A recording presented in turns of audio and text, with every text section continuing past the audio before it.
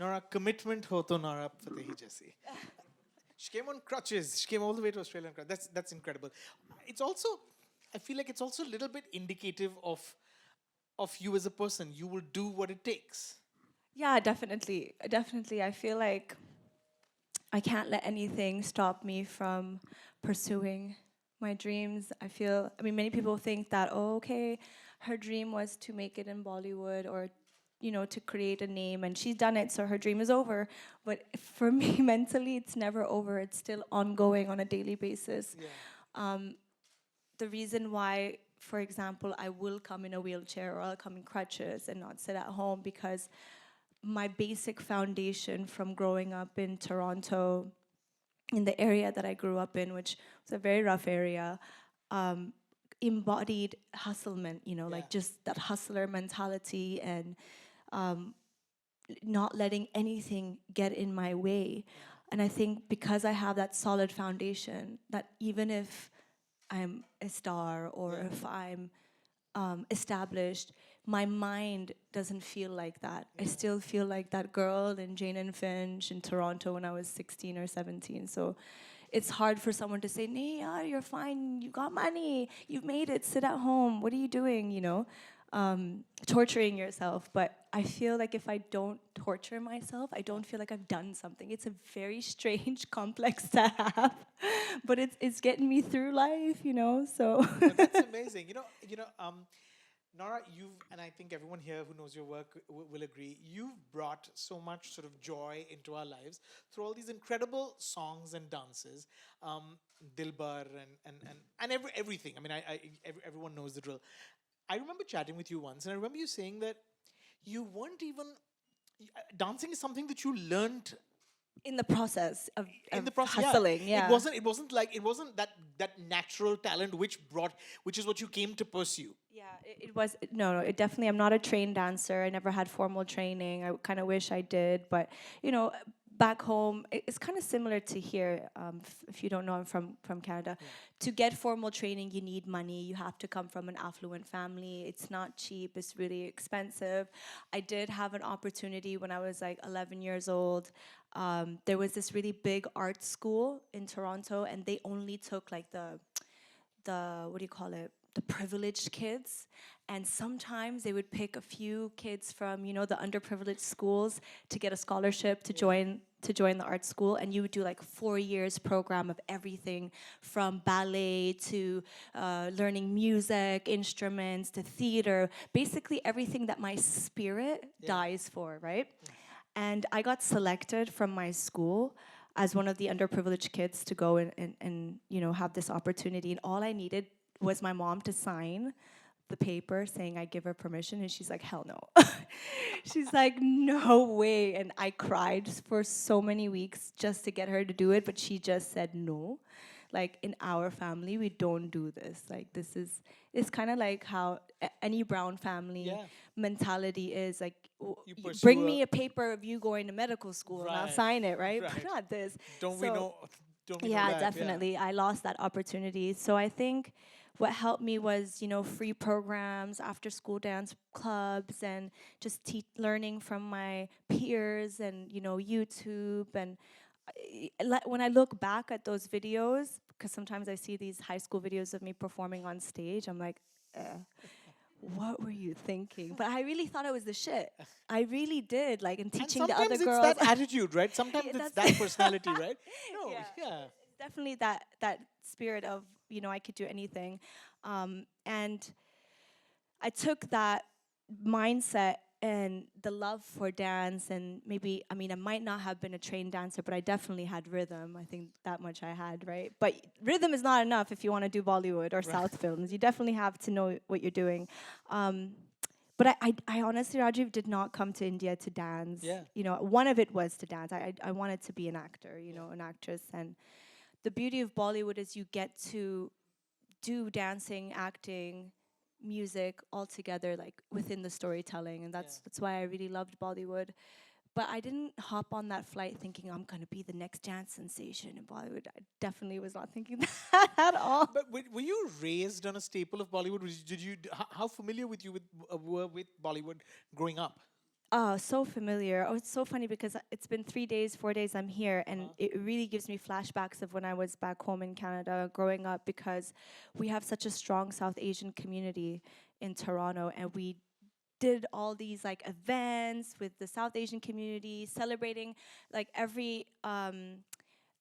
once a year we would have South Asian Heritage Month, and that's the month where we would celebrate Diwali, we'd celebrate Asian heritage food, we'd celebrate the dance, we'd celebrate the clothing, we'd all come wearing saris and, you know, salwar kameezes to school, and, you know, we did all of that. And it just made us a part of the South Asian community. And growing up, we watched Bollywood, and I'm sure you will find a lot of non-South Asians in Australia who also watch Bollywood. It's just the thing, right? So it wasn't foreign to me. The only thing that was foreign was the language. I just did not know Hindi at that time. And you know, I was going to come to that, but before that, I want to say, you know, I think any one of us that works in the film business or knows the film business knows that Bollywood can be cliquish. It can be a little bit of an exclusive club. Um, and if you don't look A certain way. a certain way, they will put you in a box, as they've done to to people before you, and especially when a woman looks a certain way, right? Then you're sort of the exotic, shiny new thing. Definitely. How does one, and you've done that, you managed to do that. You were in Madgaon Express, which is a film that we all loved and enjoyed this year. Yeah. You've got a few films coming out. You've been in films in the past. So in your own way, you're chipping away at it and determined, like that girl on crutches, I'm not giving up. Right. You're going to be a full-fledged Bollywood actor. I want to ask how hard.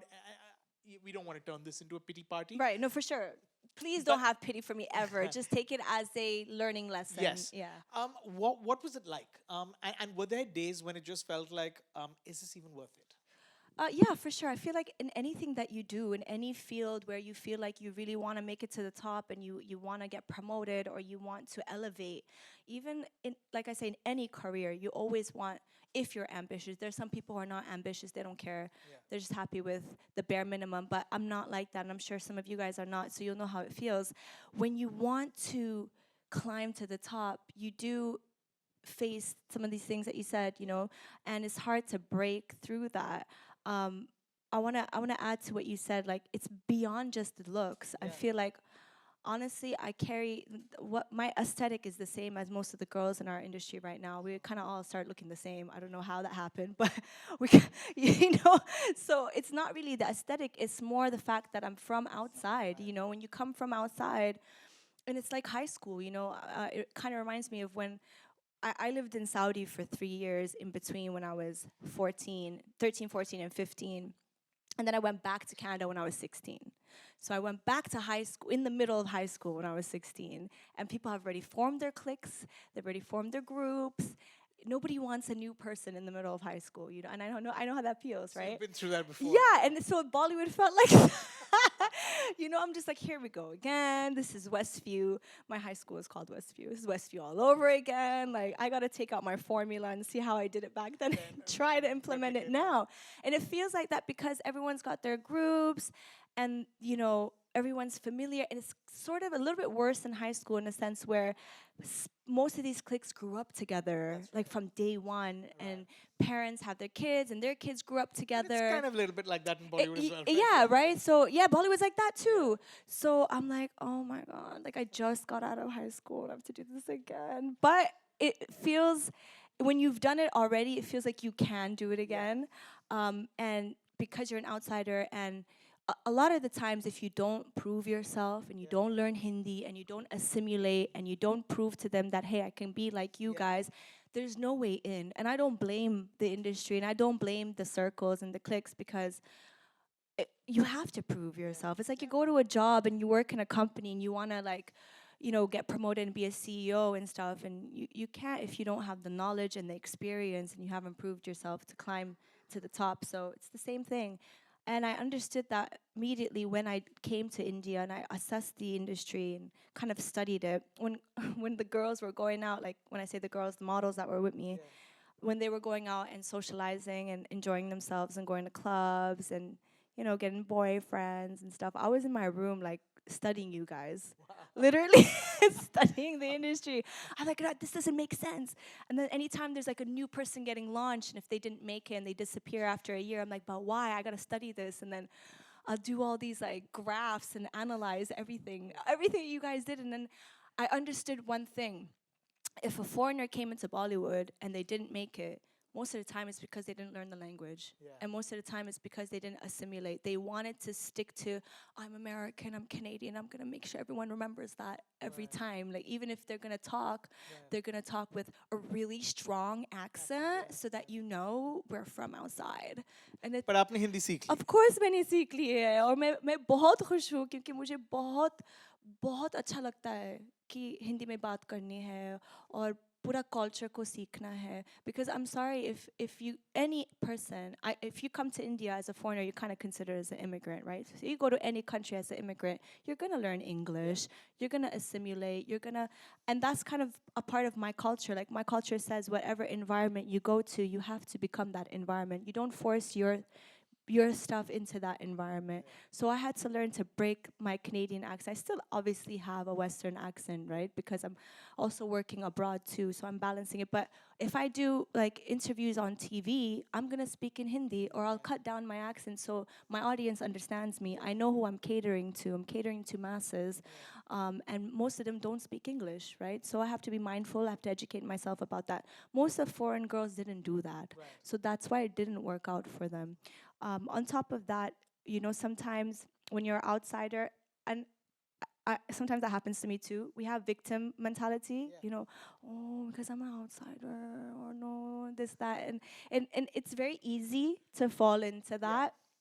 And sometimes the factors in Bollywood doesn't help. Like, you meet certain directors and certain producers, and, you know, kind of makes you feel like a victim. But if you come out of the victim mentality and you put more your energy into improving yourself, and trust me, if they say no to you 4 times, the 5th time they'll say yes, because your persistence makes them go, who is this?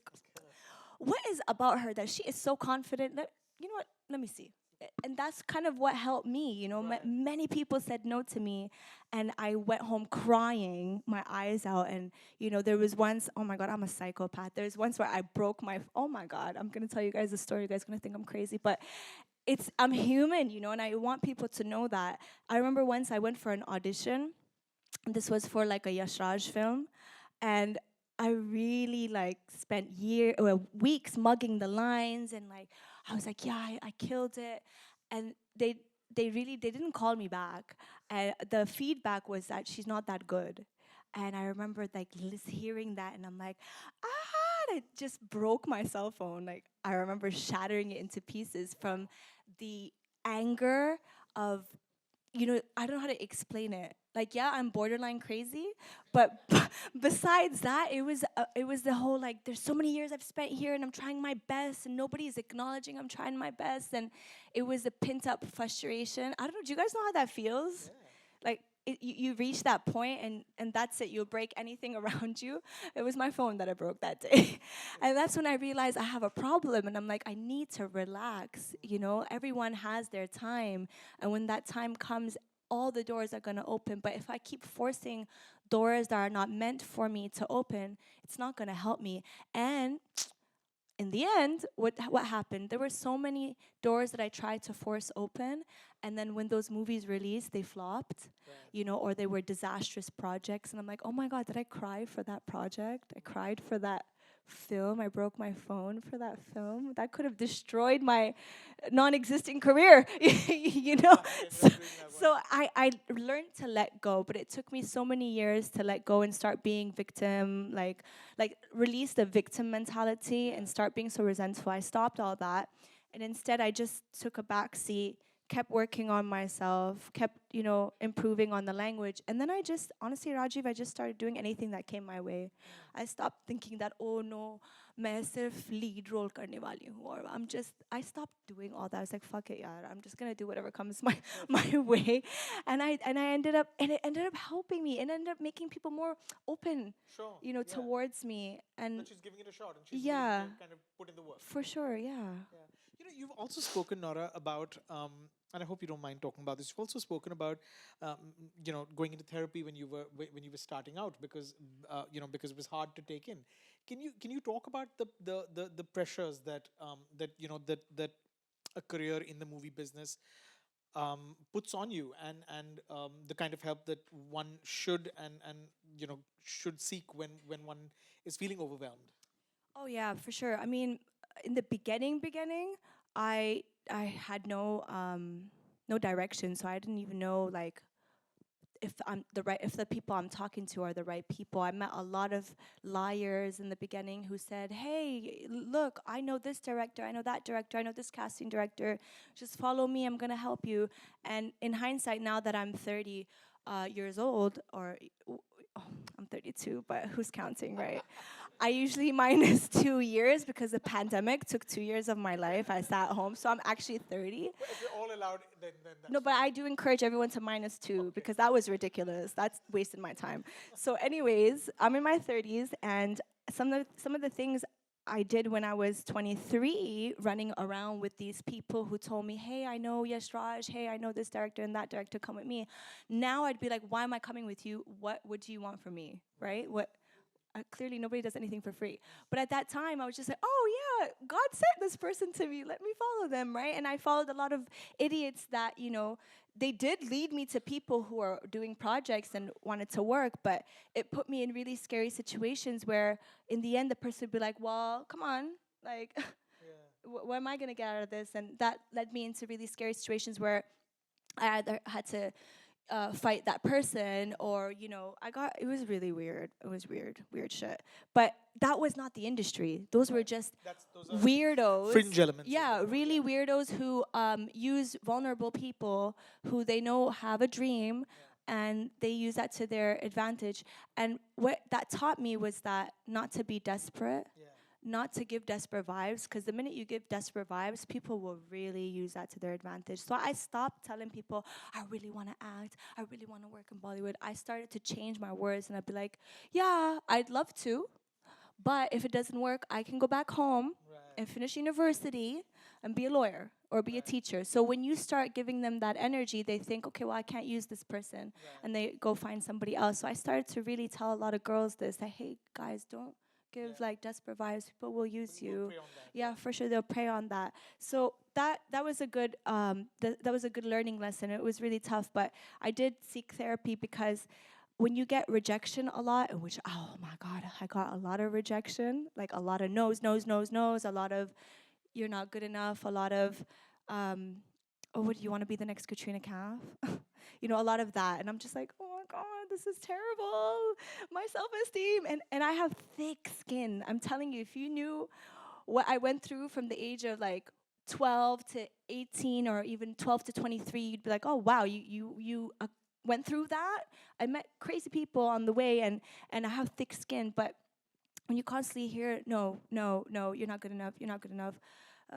इसकी हिंदी अच्छी नहीं है, इनके पास accent है, she's too skinny. And I went through a phase where I was so skinny and borderline anorexic because, I didn't have money to eat much, and I was going through it. Like, we were with an agency, a modeling agency, that never gave us our money for the work that we did, and we were really exploited as foreign models, and I didn't have money to even pay rent, to be honest with you. So I went through a time where I was really sick.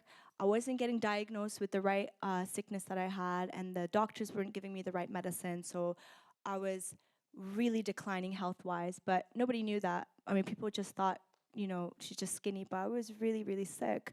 And going to places hearing, oh, she doesn't look nice, look at her, like, look at her face. And sometimes you guys might go through social media and see those videos of me being like literally anorexic, like that, and that was me going through a time of like hardly eating, really, really terrible time. And I had to seek therapy because otherwise I would have just left my dream and went back to Canada. I was going to ask, Nora, at your lowest lows, when everyone's saying you're not going to make it, you're not good enough, what keeps you going, and what kept you going? What made you go, I'm going to stick around because I've got what I think it takes? My spirit. It's just my spirit, because my brain will be like, okay, you need to stop. This is not happening. You need to go back home. But my spirit is like, bitch, no. What are you talking about? Wait, wait. It's about to happen. It's like she's like, my spirit just talks to my ear. It's so scary. I remember hearing something in my ear once saying, wait, just give it 3 more years. Something's about to happen. And actually 3 years later, Dilbar happened. So it's so crazy. But my spirit and also my resilience, I honestly didn't come from a great background. So even if I go back, I'm not really going back to anything great. You know, I'm going back to the same hustle. If I'm not hustling in Mumbai and Bollywood, I'm going to hustle in Toronto, you know, and that's not great either. So I didn't have anywhere to go. And so many people who knew I was going to India when I was in Canada was like, oh my God, you're crazy. You're going to leave a first world country to go to a third world country. And there was a lot of jokes in the community about me leaving. So I couldn't go back because I had so much to prove. And then I was fighting my family also. So my family was like, this girl's crazy. I can't believe she's in India. And, you know, during that time, my relationship with my mom was heavily affected because she was totally against what I was pursuing. So I really needed to prove myself. I had to. Otherwise, like, don't take no for an answer, but I just knew I had what it takes. And I compared myself to a lot of the people in the industry, and I felt like, competition's not that high. If I just wait just a little bit, I try just a little bit. The confidence was high though, yeah. The songs have been such massive hits, whether it's Dilbar, whether it's Osaki Saki, whether it's Kamaria, which was such a massive. I want to ask you, there's also this thing in Bollywood, right? When you do too many songs, then you become sort of the item girl. Yes. And obviously that was not your end goal. It was one stone, a stepping stone towards the end goal. How do you make sure you don't get stereotyped? And also, item girl means sexy girl. And Right. how do you make sure that the narrative is one where you've got the power, you've got, you're in control, Yes. and it doesn't become sort of which can very easily happen, right? I mean, like, sexy girl, but in a way where, which is sort of disparaging. That same word used disparagingly as against sexy girl who's got agency.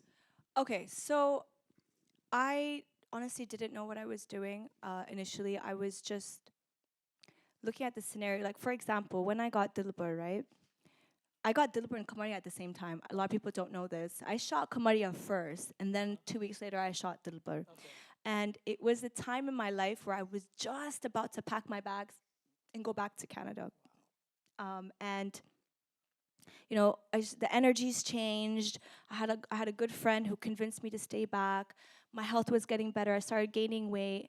And these 2 opportunities came my way. And I said, you know what? I'm going to do this. But I'm going to do this on my terms. Yeah. So, excuse me. When I met the creators of these 2 songs, by the way, which I never got paid for, I did them for free. And I did them for free because I said that it's not time for me to make money. Right now, it's the time for me to prove myself and to make a name and to work with credible people.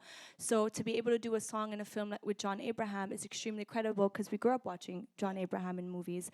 To do a song and a film like Kamaria, which is Dinesh's production, yes. He's a credible producer. So all these things for me made more sense than to actually make money at that time, even though, trust me, I needed it. I needed money, but I was like, it's okay.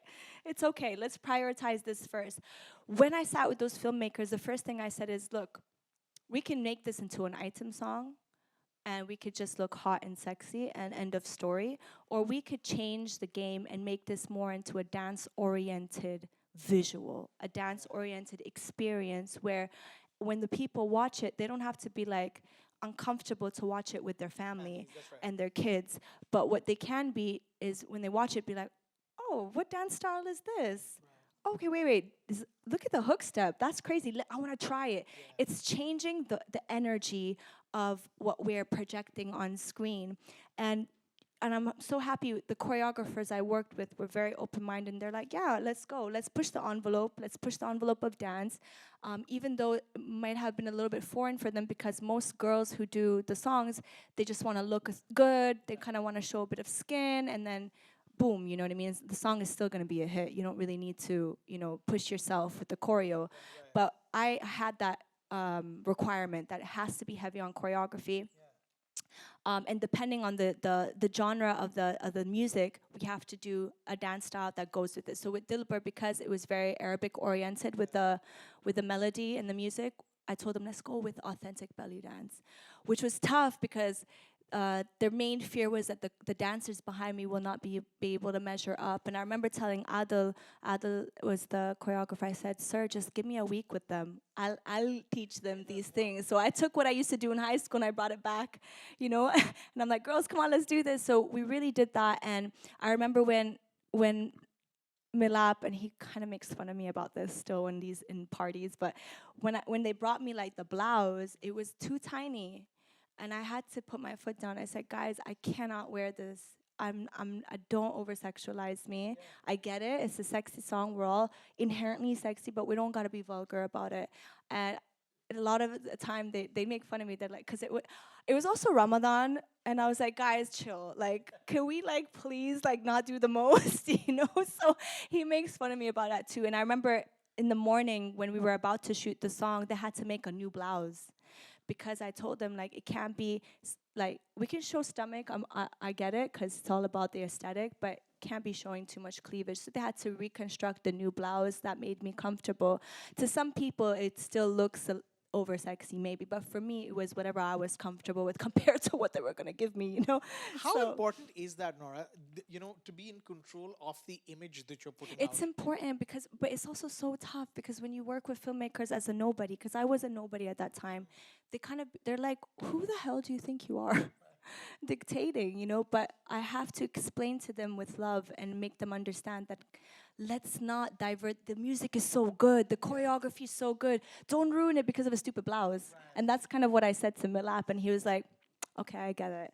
I'm like, let them focus on my face, let them focus on my dance moves, let them not focus on the boobs. Yeah. The boobs are there, we get it, So when I talked to him like that, he was like, okay, I get it. And then they reconstruct it, and then I felt more comfortable to perform. And I tend to do that with, even now that I do have power to talk and whatever, I still do that today. I will tell a stylist, like, this is too much. The way they dress Ananya or Sarah or Janvi or all the other girls, they cannot dress me the same because my body is not the same. So I have a lot of conflict with that, where I do, have to push this on stylists or directors, because they'll make certain clothes and they'll be like, well, the others are wearing this. And I'm like, I get that, but the others don't look like me, unfortunately, when I wear it. So we have to think about that. And with my body type, because it's not really familiar in Bollywood, not a lot of girls have my body type, it's tough for stylists and directors to understand where I'm coming from. But once I push and they get it and they see it on screen, they're like, okay, cool, well, yeah. Because unfortunately, if I wear what they wore, it would just take away from the choreography and the beauty of the dance and the beauty of the presence in the song and everything. No, you're not just a dancer. You're also a singer. You're a musician. You're really what we call a multi-hyphenate. You're an actor. You're a singer. You're a dancer. In many ways, I don't know if India's had that. Where you've had that sort of. This is the equivalent of what you have in the West, what a J-Lo is. Tell me about that, and what do you identify primarily as? Do you see yourself as an actor primarily? Do you think of yourself as a musician? Do you not like labels? Do you see yourself as an entertainer? What do you identify as primarily and foremost?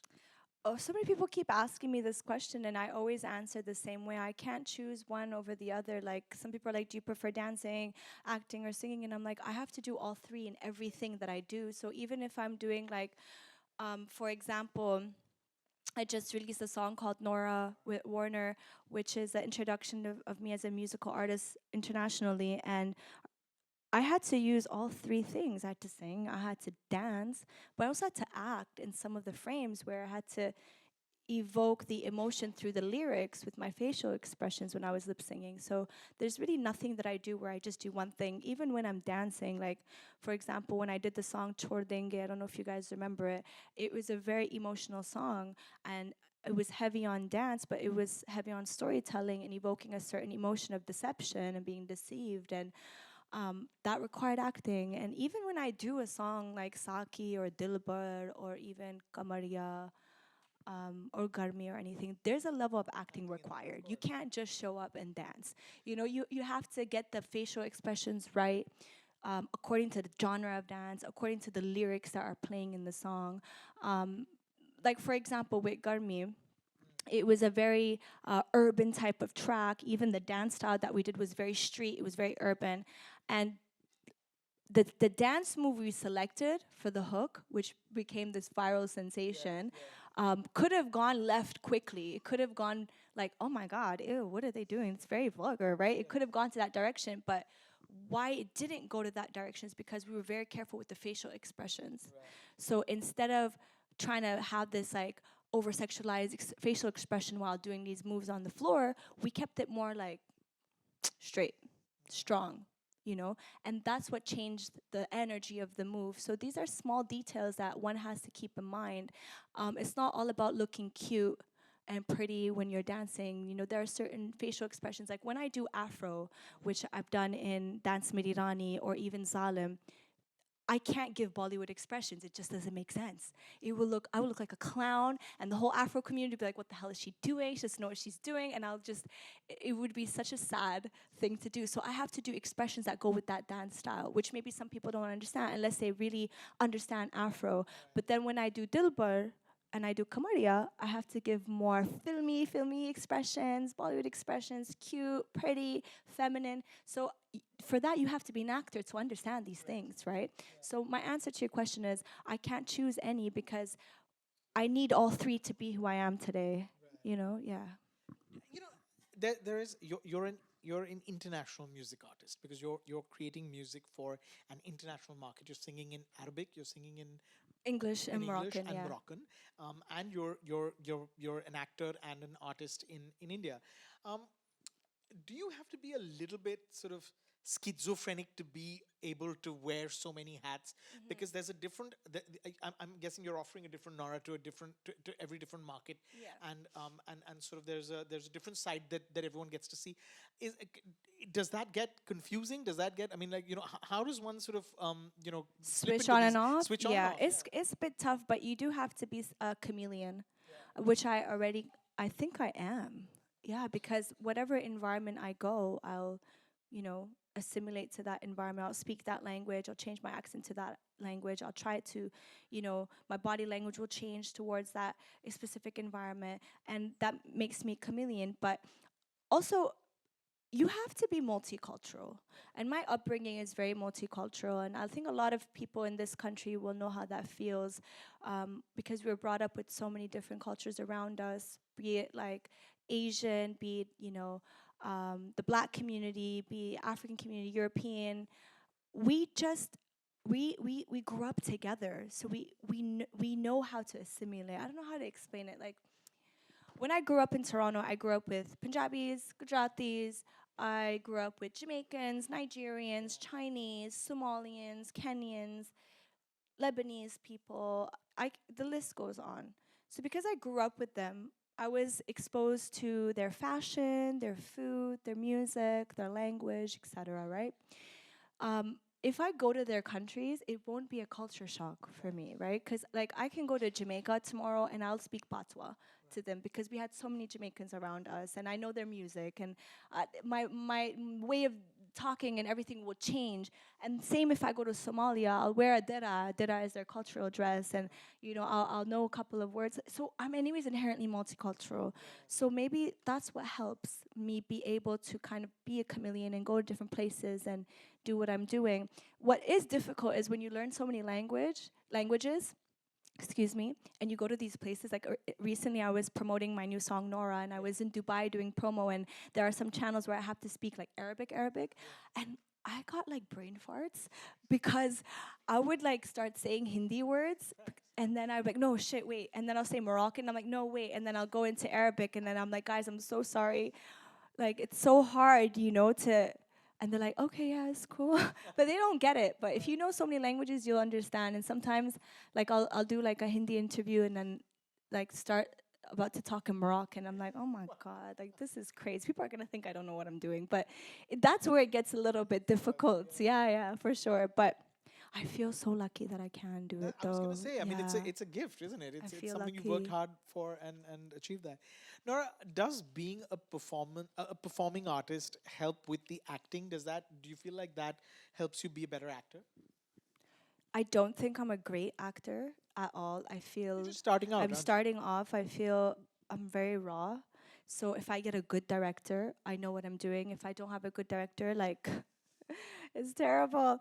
But it does help when performing does help definitely because you're in control of your emotions. You know what to feel, how to feel, and how to emote. Dancing is what really helps, to be honest, because when we're dancing, we're if you're really good, you're essentially emoting without words. And that's what really helped me dancing. Being on stage, I love being on stage, and I think thankfully I have the ability to control an audience when I'm on stage. And that helps because when you're on camera, you can capture the audience via the camera, even though they're not in front of you. So it has really helped. We were just talking about my desire to improve my acting skills by getting really good acting coaches on board for our future projects because I'm ambitious. I really want to take it to another level. I really want, because I know that me as a person, as an artist, and my story is going to be used as an inspirational tool in the future. I don't want the story to end with, and then she did a few films and she was okay actress. Yay.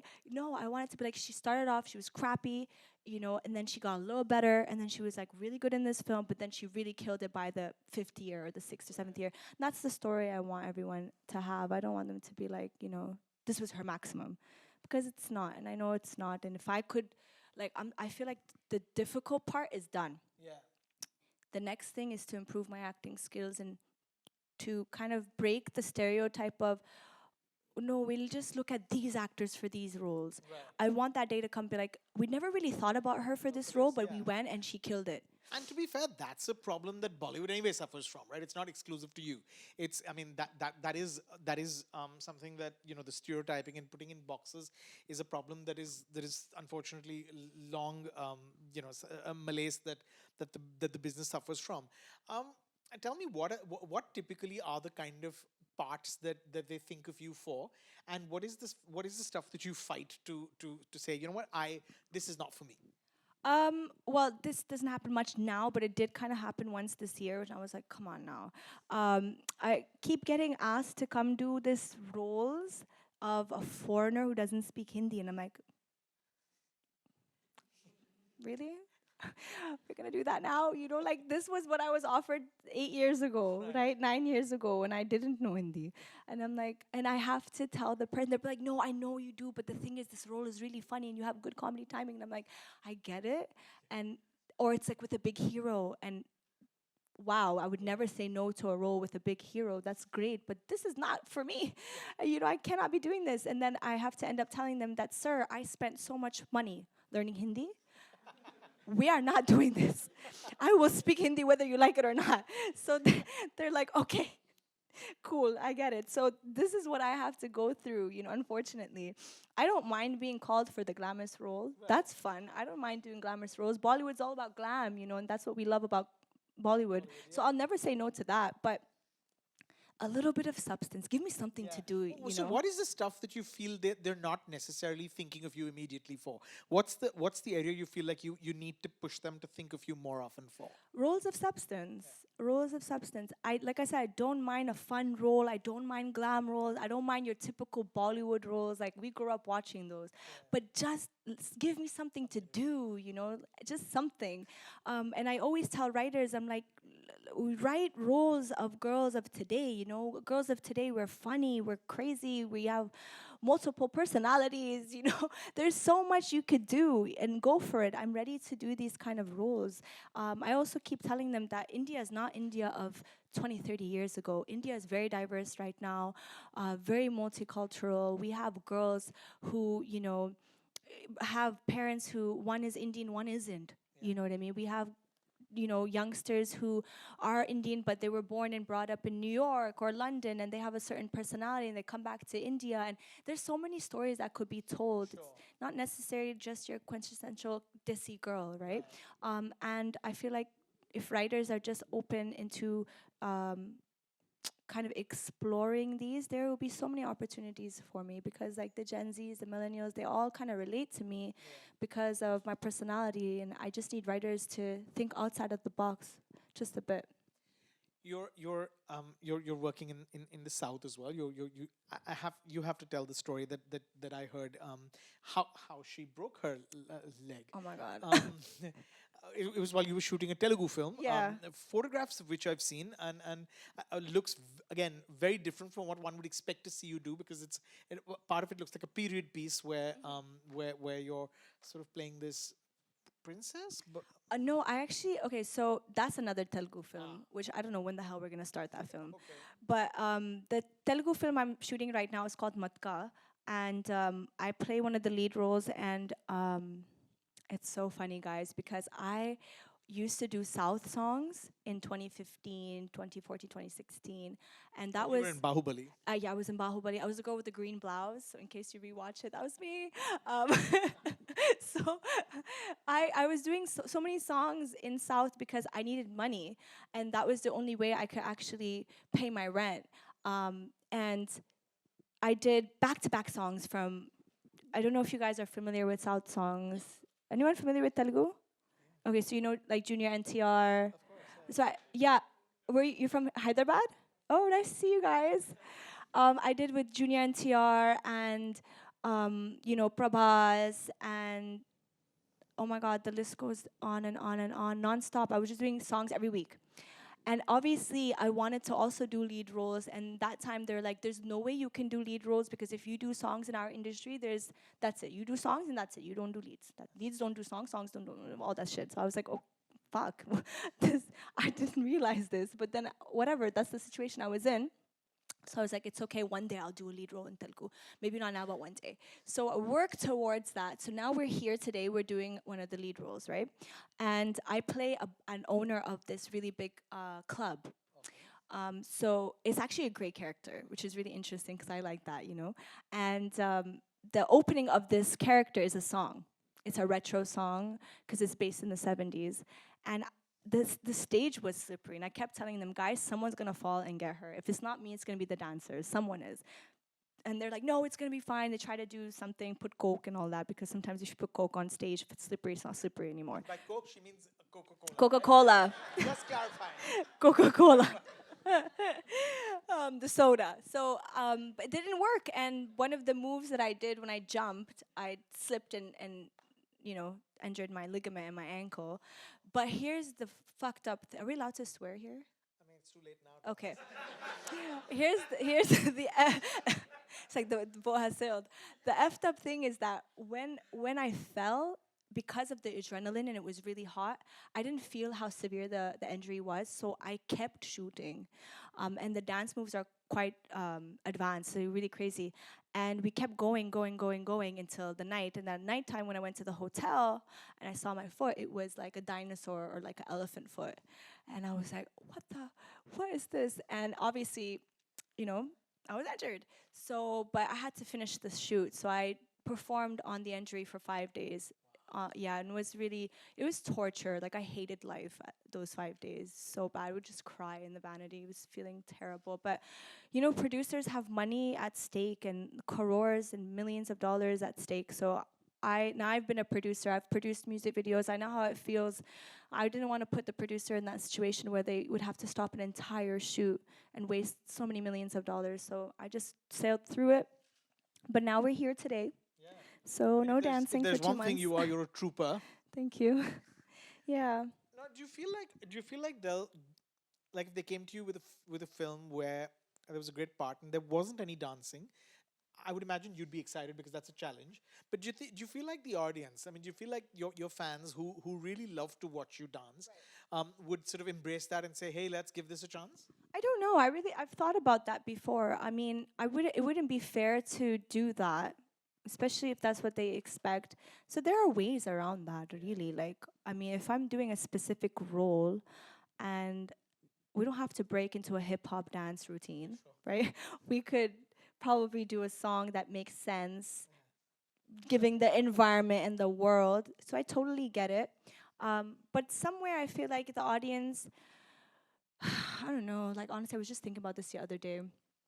I haven't been doing songs like that in a few years now. Like the last proper Bollywood song, I think was Mineke, which was 2 years ago with Sid. And after that, I've let the other girls do it, and I've taken a back seat because I'm trying to focus on the acting. And I've had people say, Nora, like, when's the next song? We're waiting. And I'm just like, okay, if I did every song that came my way every year, you guys would get sick and tired of me. Because there's only so much of Nora you can see. I mean, there's only so much of me I can see, right? So overexposure is a thing. But if you take a back seat and then you come back again, you kind of remind the audience of why they loved you. And the love is even stronger and the support is even stronger. It also allows them to see your peers and others and to show you that it's not easy. What I do is not easy. But is there a part of you that's looking at a song by someone else and going, I could have done that better? Oh, every day. Every day I'm like, girl, okay, that's cute. But no. That's just my sassy side comes out. But obviously a part of me goes, good, let others do what I'm doing too, so that the audience understands that when I do it, it's not as easy as all I do is shake my ass or I do is do tumkas and that's it. No, I do proper choreo. I take on different genres. I've facilitated Afro into Bollywood, hip hop into Bollywood, belly dance into Bollywood. I've also done Indian dance in Bollywood. I've with Coca-Cola in Bhuj, when I did my role in Bhuj, or with Chhod Denge, or with what we did in Meneke. It was a very Indian Bollywood style. So I try all styles. I'm not just specific to one. But of course, I do have a lot of people who don't like me who will always be like, all she does is shake her ass, but that's not all I do, So that's why I take a stand and I let people do the songs so that people can compare and see what I bring to the table. I bring a certain energy. When music comes on, my alter ego takes over. And when that alter ego takes over, you cannot deny I eat up the screen when the music comes on. I know that for sure. That's what I bring to the table, And that's so hard, and not a lot of people can do that. Only Helen has been able to do that. Helen ma'am, who I'm obsessed with. Madhuri ma'am has been able to do it. Katrina has been able to do it. And that's it. Really, like, let's be honest. I've met Helen ma'am. Yes, I have. Oh my God. She was like, you're so beautiful. And she said, I'm going to put my hand on your head and give you all the blessings. This was in 2016 when I was really struggling.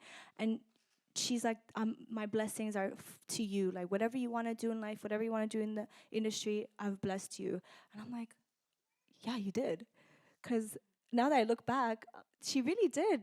She really did bless me because I really killed it. And I'm like, thanks to her blessings and her warmth and her positivity, I've met Madhuri ma'am and I judged Jhalak with her, which was such a star-striking moment. I'm like, am I sitting next to her? This is insane. And she knows I'm obsessed with her. She knows I talk about her all the time in interviews. And she knows how I grew up watching. When I say grew up, I mean, I wasn't 5. I was 13, 14. Watched her in Devdas. She knows one of the reasons why I went to India was because of the impact Devdas had on me. I don't know how you guys feel about Devdas. Is anyone else obsessed about Devdas? Right? Do you know that feeling? That made me hop on that fucking flight to go to India. The other side of the world, and Devdas just created this. I mean, it kind of is an illusion because Bollywood is not Devdas, That's unfortunately. But it comes along only once in a while. Once in a blue moon, and I'm like, why didn't you tell me this before I went to India? But it's Sanjay Leela Bhansali that made me dream, like in Madhuri ma'am's expressions and how Aishwarya Rai looked and just the melodramatic vibes, that's what I'm looking for. So the answer to your question is I want to be in Sanjay Leela Bhansali's film. Okay. That's what I want to do. I'm waiting for that. Nora, is Bollywood a welcoming place? If you prove yourself, yes. If you prove yourself, it definitely is. But there is, Rajiv, there is a side which is dark. I'm not even gonna lie to you. You exist in a nice side, in the side where everyone's flourishing, everyone's working, everyone's friends, and thankfully I'm being introduced to that side now, and I'm very grateful for that. It does really change the perspective. But I have seen the other side of people who bully you, people who really can be nasty and they can really bring you down. And if you don't have thick skin, you would probably leave.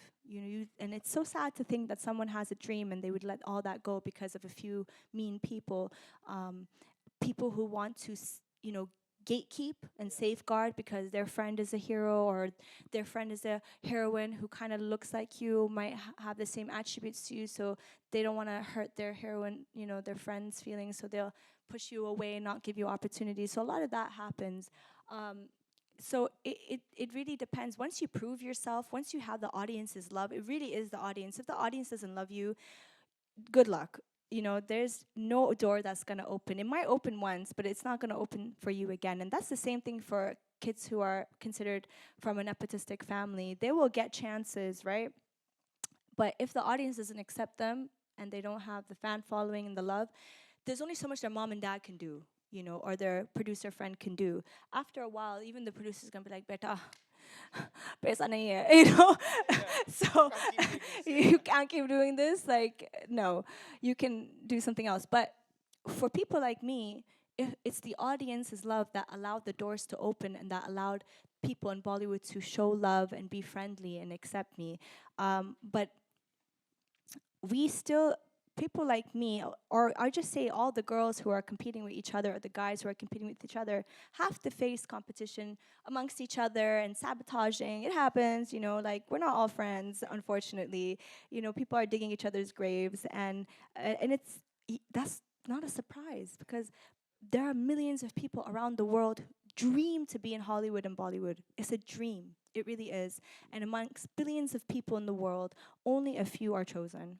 And for those who are chosen, they're going to have to safeguard their position because there will be people who will try to bring them back down. And that's the nature of our business. So I do advise anyone who's ever going to get into this business, whether it's Hollywood or Bollywood or anywhere extremely competitive, to be alert, watch your back, don't trust anybody, and just be street smart. I think smart elements help you get through it, and realize that not everyone is your well-wisher, unfortunately. However, with that being said, there are a few people who are nice and kind who really do want to see you grow. And I think that helped me too in the industry. Maybe I didn't have a lot of support, but there was always that 1-2 people who opened the doors for me, like Remo sir, for example. He gave me my first big acting break in Street Dancer, and he gave me another one now with Abhishek Bachchan for a film called Be Happy, which is releasing in September, as the lead.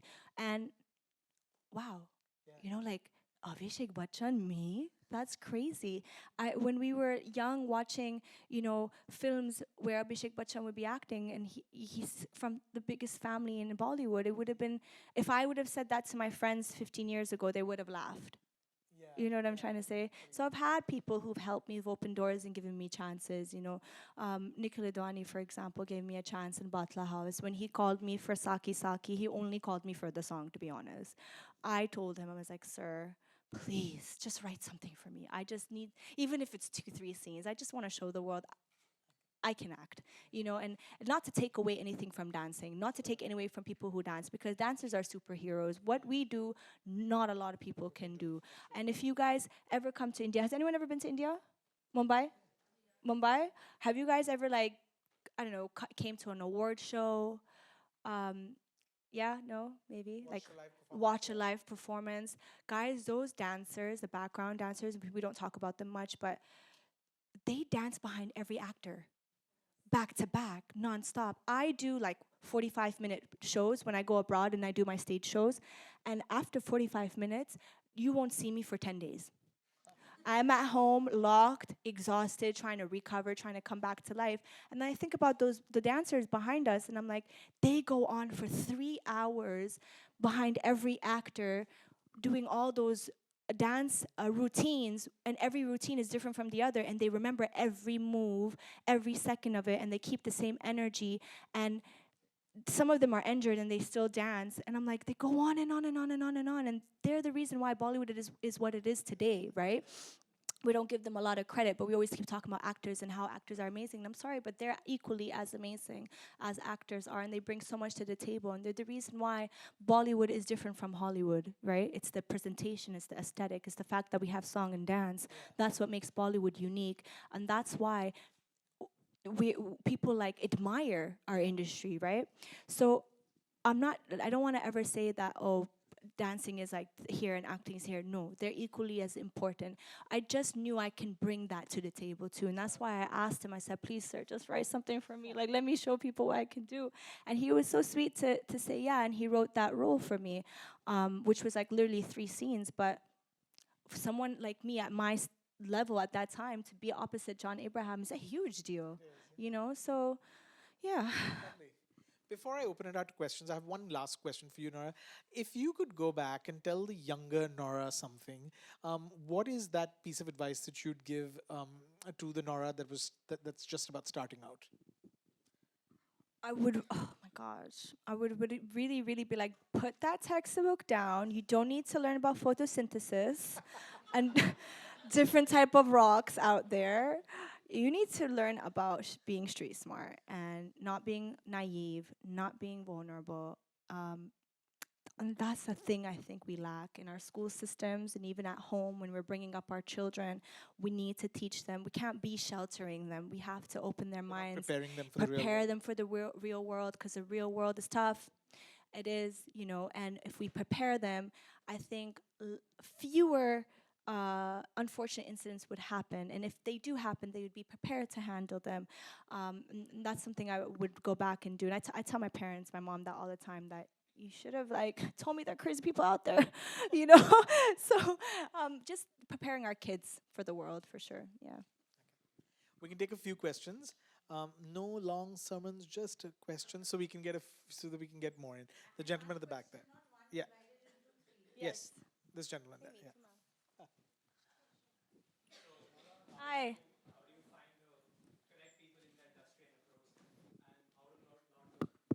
So, oh my God. I think it's broken. No, I'm kidding. I'm kidding. It's fine. It's fine. It's fine. Yeah. So, Nora, how do you find and approach the correct people in the industry and still not look desperate to find work? Wow, that's a good question. You have to be specific. Is it now or like before? Before? I think he's asking for himself in the future. Or for you? I thought for me. Oh. You have to always. First, you don't say, I really need this, right? That's number one. It's the words you choose. So not need, but I would appreciate it. I want it. It would be great. But you always have to make it look like you have other shit going on. That's what I did. And it worked for me, which is crazy, because when the industry or the environment thought that I only had Bollywood and only had India, it was like, oh, wo to hai, it's fine, she's here. But when they realize I have other things going on outside of India, and I'm, doing multiple projects, and maybe I'm not, but I made it look like it, it was almost like, oh, I kind of want her now. So it's the idea of supply and demand. So when the supply is high, the demand is low, but when the supply is low, the demand is high. So don't be very, very available. Show what you got, and then eject. So I think, isn't that kind of, it's a mind game, but it's true, So it's like if I go to a meeting, I'm like, yeah, I'm available, but I'm kind of not. So you need to take my dates quick before this other person takes it or that person takes it. So then they're like, what does she got that others want? let me see, you know. So you got to just make yourself desirable. A bit of confidence really helps. A lot of confidence helps. Sometimes, like, I don't know what I'm doing, but I say, yeah, I can do that, but I can't really do that. And then I have to, when they say, like, for example, like a commercial, and they say, do you know how to ride a bike? And I'm like, yeah, of course. And then they take me for the commercial. And I'm like, shit, I gotta learn how to ride a bike. So then I try and do that, or I land up on set and then they have to get a stunt double. But it's too late, they took me. So confidence really helps. Confidence helps. And people smell vulnerability. They really smell vulnerability and fear. So if you are confident and you think you know what you're doing, just go with that energy. Energy is very important. Thank you. Okay, Yeah. the lady here. Hi, Nora. Hi. I actually had the opportunity to dance behind you in 2016, as you were describing. Really? For what? For Z Cine. I used to work for Sharmak, so... Yes. But to see you from there to now, you're still so grounded, and I just wanted to know, what keeps you this grounded? Like, it's phenomenal. Like, you were just describing how 2016 was such a difficult year for you, and you were Yeah. contemplating leaving. Yeah, But- that was the year. Oh shit! Now I Yeah, remember. I'm just in such awe that you're still so grounded. Like, It's so nothing has crazy changed. Touch because when we performed, it was me, another girl, Ellie, and it was fuck, I forgot her name. Basically, we all three performed. We all had our mini solos, and then we came together in the end. And I did not perform on any of my songs. I actually performed on Karina's song, Fafikose. Yeah, Fafikose, and another song. And I remember thinking that time, okay, I'm here. I've always wanted to work with Shamik and his dancers. This is an honor. So this is like 2 points up. I'm not dancing on any of my songs, so it's not really, it's, you know, when you dance on your own songs, it's an honor, but it's okay. I'm here. So as long as I'm here, I'm gonna make a promise to myself that the next time I'm here, it's gonna be on my own songs. And it's going to be a solo performance. And actually, that's what happened in 2018. I did Zisane again, but I did it on Dilbar, I did it on Kamaria, I did it on Na, which is a song I do Hari Sindhu. So I did my own performance. But I just kept thinking that I don't, this is not a right. This is a privilege that I have to earn. That's the mentality I had. So I never came to these platforms thinking, yeah, I deserve to be here. Yeah, I deserve to work with Shamak. Yeah, okay, great, I'm here. I always thought, oh my God, like, I'm here? That's crazy. So the mentality, which I actually learned in school, is that nothing is a right. Everything is a privilege, and you have to earn it, and it can be taken away from you any moment, and you have to understand that, and that's kind of the energy I came with, even though it was a very tough time for me at that time, but I always thought, there's someone sitting at home right now who was crying because they wish they would be in the same platform. So I'm here, let me make the most of it. Yeah. Yeah, you're welcome. Okay, the gentleman next to her, yeah. Hi Nora, my name is Hey. Akshay. Just have a question regarding your early days when you were a part of reality show Big Boss. Yes. So just wanted to ask, that was your early days in India as a struggling person. So wanted to ask, like, what was your biggest learning in that house, staying with other celebrities who were either already famous or partially famous? And you, since you were new, Yeah, I there might was, be yeah. that fear that, oh, these people are already famous, they are also in the line. How would I get through? Well, the thing is, my intention when I joined Big Boss was never to like participate like that, you know, like to the end or something. I already knew what my intention was doing that show. I just wanted a platform. I just want people to know who I am. That's it. And I knew I wasn't gonna stay there for for so long. I knew I was gonna be there for a few weeks only. So I wanted to make the most of it. And any opportunity I did, if they asked me to dance, I'm like, yep, let's go. You know, let the world see my dance. You know, if there was a chance for me to speak in Hindi, at that time my Hindi wasn't that great, but I pushed myself and I communicated in Hindi, and just wanted people to know that, hey, I'm here.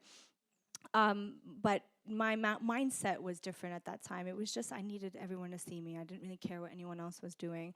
But in the end, I fought with everyone because I was so hungry. So hungry because there's hardly any food on that show. But it was a good experience, yeah. Okay, the little girl at the back. Hey, how are you? Natch मेरी रानी रानी. Oh, you know that song? Yeah, even he knows. He also wants to say. Nashvali Nani. Okay, so do you want to come down and show me the move? Do you know the dance move? दोनों जाके दिखा के aa jao na, niche aa jao. So cute. I didn't even see you guys earlier. They're so cute. I love that. You guys have to meet Guru. You would love Guru.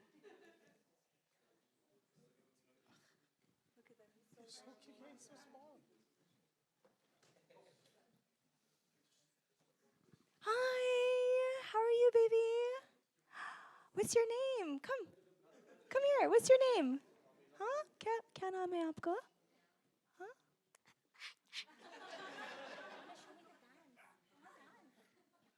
How are you, baby?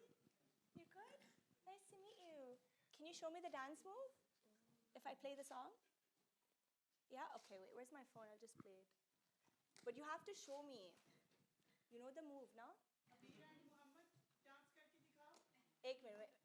Which one? Dance Meri Rani or Nach Meri Rani? Okay. All right, I'm going to play it. You ready? Mommy said you know the move.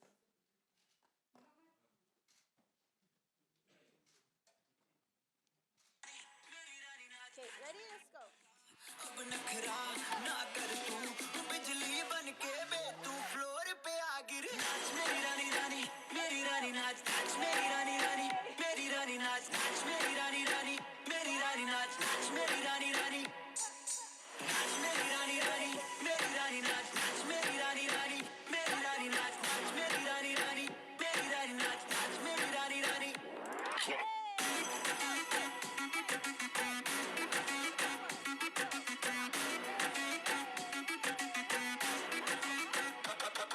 Outstanding. So good.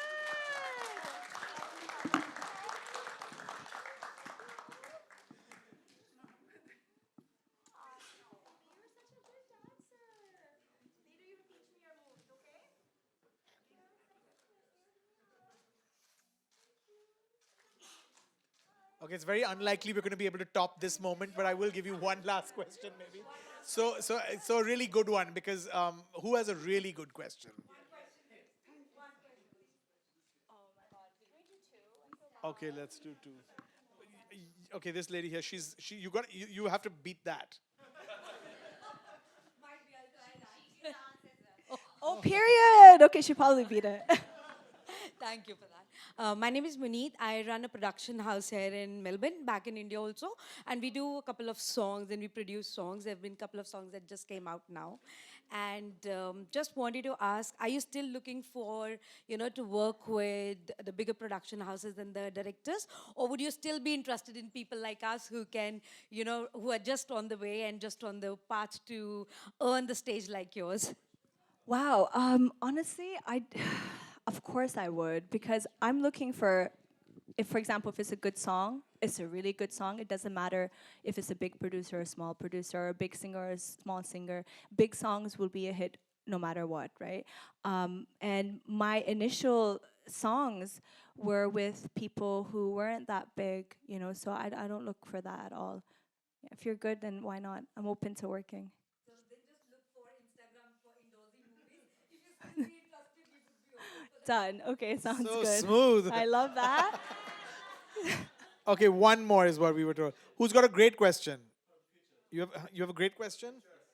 For the future. Okay. This gentleman. I'm so nervous. No, don't be. The other two people I follow like you is only Sachin and Federer. Yeah, so just one fact before the question. Did you know that you have 16 times the population of Australia as your followers in Insta? Are you serious? Yeah. That's So you crazy. have I 43 didn't know million, that. here it's 2.6 approx. Wow. That's so cool. So my question is, during the session you mentioned... Sorry, that means you guys need to get cooking, make more babies. Yeah, just realize that's a small population. I don't know if mic is working, but yeah. My question is, you mentioned about the negative part or dark side of Bollywood and agencies and stuff. So now that you have grown in Bollywood, is there something that you or the great actors can influence for the new generation so that they don't struggle as much as you have done? I think the mere presence of people like me in the industry, which allows more inclusivity and diversity, opens doors automatically. With producers and directors, they just need someone that can bring in the audience, right? So if someone like me can, right, and they have the audience support, which I always tell my audience, my fans, that I appreciate their support because it opens more doors for people like me. It gives producers and directors confidence to actually take a chance on people like me. In the end of the day, as much as we want to talk about cliques and circles and favoritisms, producers and directors work with people who make them money. It is what it is, right? Who give them box office. That's just how it is. It's a business in the end of the day. So they may work with their people in the beginning, but if their people are not making the money, they're going to move on to others. So people like me who are from outside and who are not from the industry, they need the audience to support them so that they can have a place in the industry and so that the directors and producers can take a punt on them and can, be confident to work with them. So in the end, it really is on the audience. Okay. I'm told that's all the time we have, Nora. Many, many congratulations and more power to you. You've got the right spirit. All the best and looking forward to lots Thank more. you, Raju. Thank you, Thank Nora. you. Thank you guys for coming today. Thank you for coming. This was so I much fun. appreciate it.